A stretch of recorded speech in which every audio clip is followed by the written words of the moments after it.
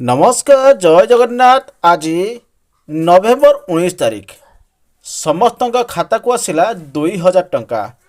PM किसान हिताधिकारी निमंते आसला खुशी खबर।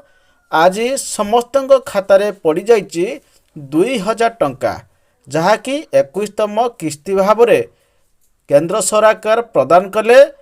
आज समस्त पीएम किसान हिताधिकारी मानक खाता को आसला 2000 टंका, जहाँकि केंद्र सरकार कहवा मुताबक 19 नवेम्बर रे यही टंका आसबार थिला। आज 19 नवेम्बर समस्त हिताधिकारी खातार पड़ा 2000 टंका। आपण मान खाता को चेक करें कहीं ना पूर्वर केंद्र सरकार कही कि नवेम्बर मास 19 तारीख में मिल समस्त पीएम किसान हिताधिकारी को 2000 टंका, जहाँकि 21तम किस्ती एपर्यंत केंद्र सरकार आपण मानकु 21 थर प्रदान करिसंती पीएम किसान टंका, जहार मूल्य 2000 टंका।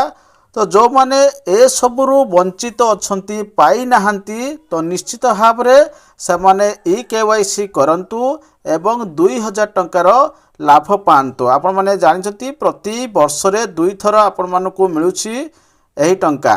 तो देखि नियंतु ये होछि पीएम किसान टंका, जहाँकि आपण मानक खातार एड होइछि एवं आपण माने बैंक रे जाई चेक करि परिबे किंबा निज मोबाइल को जदि मेसेज आस्ता है निश्चित भाव आपण माने पाई जानि परिबे कि आपण मानक खातार पैसा पड़िछि कि नहीं। जदि न पड़ी थाए ताले आपण माने केवाईसी करंतु। केवाईसी करिवार किछि दिन परे पुणी आपण मानक खातार एही टंका क्रेडिट हेइ जिवो। देखंतु ये होछि गोटे प्रूफ 2000 टंका क्रेडिट होइथिबा पीएम किसान टंका।